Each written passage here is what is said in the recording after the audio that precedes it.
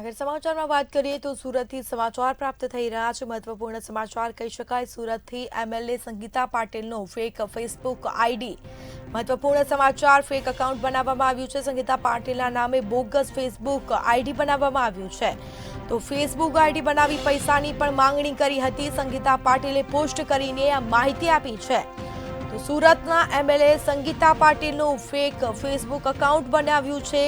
સાથે જ Facebook ID બનાવીને પૈસાની માંગણી પણ કરી હતી, પરંતુ સંગીતા પાટીલે પોસ્ટ કરી અને આ જે તમામ ફેક એકાઉન્ટ બન્યું છે તેની માહિતી પણ આપી છે। તેઓએ સાથે જ કહી શકાય કે આ મામલે વધુ કાર્યવાહી હાથ ધરાઈ છે, વધુ શોધખોળ હાથ ધરાશે।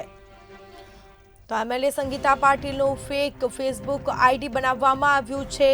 સંગીતા પાટીલના નામે બોગસ ફેસબુક આઈડી બનાવવામાં આવ્યું છે।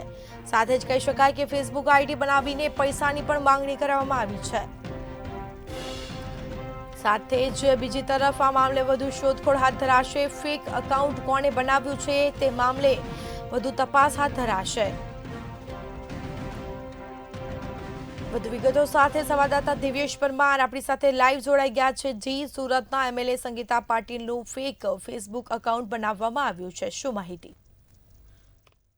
ચોક્કસ જે પ્રકારે સુરત શહેરમાં અવારનવાર ફેક એકાઉન્ટ બનાવતા હોય છે, ખાસ સોશિયલ મીડિયામાં, અને ફેક એકાઉન્ટ બનાવતાની સાથે જ લોકો પાસે વિવિધ માંગણીઓ કરતા હોય છે, ત્યારે ફરી એક વખત આ પ્રકારનું ફેક એકાઉન્ટ સામે આવ્યું છે ને આ વખતે સુરતના લીંબાયત વિધાનસભાના ધારાસભ્ય સંગીતા પાટીલના નામે એક ફેસબુક ફેક એકાઉન્ટ બન્યું છે।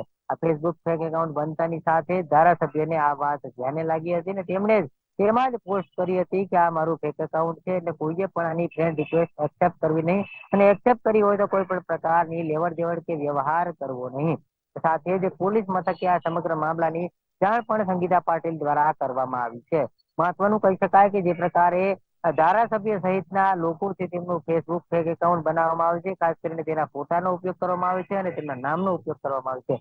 ફોટો અને નામ લઈ અને એક ફેક એકાઉન્ટ બનાવ્યા બાદ લોકો માટે વિવિધ માંગણી કરતા હોવાના પણ અગાઉ દાખલા સામે આવે છે। ખાસ કરીને રૂપિયા સહિતની જે માંગણી હોય છે તે કરવામાં આવતી છે, કારણ કે સ્થાનિક લોકો જે હોય છે તેમને તો એવું જ લાગે છે કે ધારાસભ્ય દ્વારા આ પ્રકારનો મેસેજ આવ્યો છે, તેથી તે લોકો પણ ધારાસભ્યની મદદ કરવા માટે થઈને આગળ આવે છે અને રૂપિયાની લેવડ દેવડ કરે છે।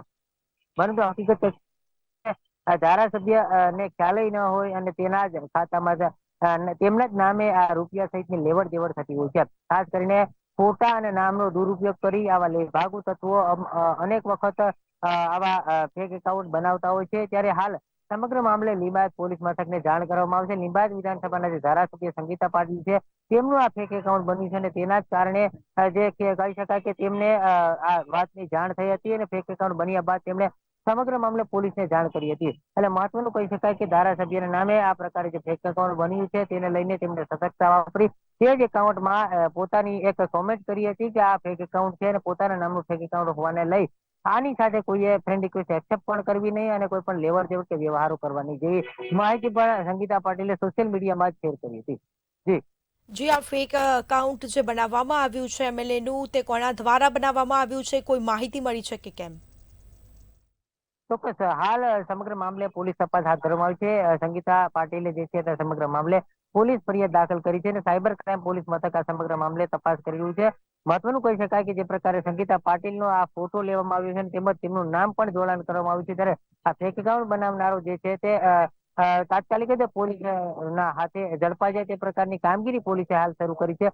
સાયબર ક્રાઇમ પોલીસ કાલથી જ કામે લાગી ચૂકી છે અને કહી શકાય કે યુઆરએલ ની મદદથી આ સમગ્ર મામલે જે છે તે આરોપી સુધી પહોંચવાના ચક્રો ગતિમાન કરવામાં આવ્યા છે। જો કે કહી શકાય કે અગાઉ પણ આ પ્રકારની અનેક ઘટનાઓ સામે આવી છે, તેમાં અગાઉ પણ આરોપીઓ પોલીસના હાથે ઝડપાયા છે। ત્યારે ફરી એક વખત આ પ્રકારે લીંબાયત વિધાનસભાના ધારાસભ્ય સંગીતા પાટીલના નામે ફેસબુક ફેક એકાઉન્ટ બન્યું છે તેને લઈને સંગીતા પાટીલે જે પ્રકારે પોલીસ ફરિયાદ આપી છે, ત્યારે સાયબર ક્રાઇમ પોલીસ મથક ધંધેલ લાગ્યું છે અને આરોપીને પકડવાના ચક્રો ગતિમાન કર્યા છે। મહત્વનું કહી શકાય કે જે પ્રકારે આ આરોપી છે તે આરોપી પોલીસ ગિરફ્તમાં આવે તે પ્રકારની તમામ તૈયારીઓ પોલીસે કરી હતી અને પોલીસ જે છે તે ગતરોજથી કામે લાગી ગઈ છે, ખાસ કરી અને સાયબર ક્રાઇમનો કેસ હોવાના કારણે સાયબર ક્રાઇમ પોલીસે સમગ્ર મામલે તપાસ હાથ ધરી છે।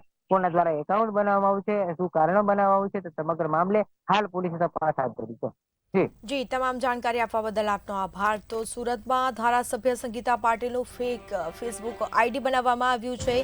સાથે જ પોલીસે આ મામલે વધુ તપાસ કરી છે. સાયબર ક્રાઇમ દ્વારા હાલ તપાસ હાથ ધરાઈ છે. ફેસબુક આઈડી બનાવીને પૈસાની માંગણી કરવામાં આવતી હતી, તો બીજી તરફ સંગીતા પાટીલે પોસ્ટ કરીને આ સમગ્ર માહિતી આપી છે.